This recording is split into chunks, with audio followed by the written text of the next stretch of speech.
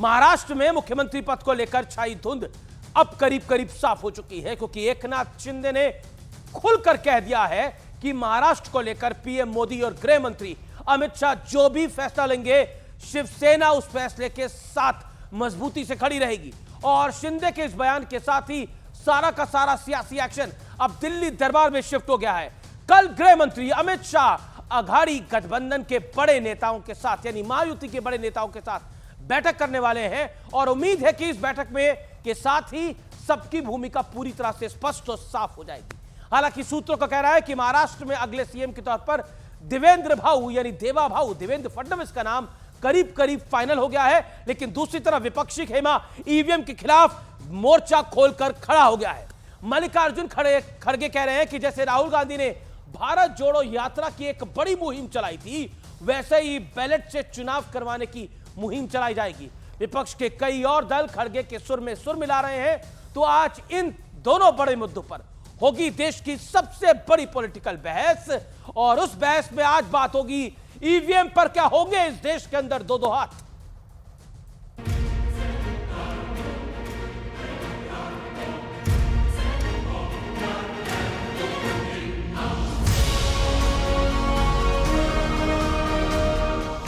अमित भाई जी को भी फोन किया, मोदी जी को भी फोन किया। भारतीय जनता पार्टी के वरिष्ठ नेता जो निर्णय लेंगे मुख्यमंत्री पद के बारे में, जो उनका कैंडिडेट होगा, उसको हमारा शिवसेना का पूरी तरह समर्थन है। सीएम शिंदे के इस बयान के साथ महाराष्ट्र में अगले मुख्यमंत्री की तस्वीर अब पूरी तरह साफ हो गई है। एकनाथ शिंदे ने खुलकर कह दिया कि सीएम पर उन्हें बीजेपी का फैसला मंजूर है।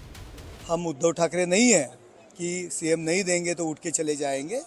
महायुति के नेता लोग जो डिसीजन लेंगे वो हमें एक्सेप्ट रहेगा। शिंदे साहब नाराज होने वाले आदमी नहीं है। वो शोले फिल्म में 2 दोस्त है, अभी 3 दोस्त है। ये दोस्ती हम नहीं तोड़ेंगे। लेकिन अब यह तय हो गया कि महाराष्ट्र का फैसला दिल्ली दरबार से होगा और कल महायुति के बड़े नेता गृह मंत्री अमित शाह के साथ बैठक करने वाले हैं, जिसके बाद तस्वीर पूरी तरह साफ हो जाएगी। लवकरच आपल्याला उत्तर मिळेल। तिन्ही पक्ष मिळून आमचे जे शेट्टी आहेत त्यांच्याशी चर्चा सगळ्यांची चाललेली आहे आणि लवकरच याचं उत्तर आपल्याला मिळेल। इस बीच विपक्ष ने एक बार फिर ईवीएम को कोसना शुरू कर दिया है। राहुल गांधी जी के नेतृत्व में जैसा भारत जोड़ो यात्रा निकाले, वैसा ही बैलेट पेपर हमको चाहिए। सही कह रहे हैं, हम ईवीएम के कारण जीत रहे हैं, जहां ई से एनर्जी, वी से विकास और एम से मेहनत होता है, और आप आरबीएम के कारण हार रहे हैं। आरबीएम का अर्थ है राहुल्स बेकार मैनेजमेंट। बीजेपी खुद एक बार ये कह दे कि भाई हम तो चुन कर आए हैं, अगर आपको इतना डाउट है तो आज के बाद से हम खुद ये कहते हैं कि बैलेट पेपर पर ही चुनाव होना चाहिए। भाई कमाल है, जब जीतते हो तो उसी को चुम्मा लेते हो, हम देखे हैं ईवीएम की मशीन को, हारते हो तो उसको गरियाते हो, ये गलत बात है। हाल ही में ईवीएम के मुद्दे पर सुप्रीम कोर्ट ने भी 2 टूक कहा था कि जो चुनाव हारता है वो ईवीएम पर सवाल उठाता है, लेकिन जीतने पर सब कुछ ठीक रहता है।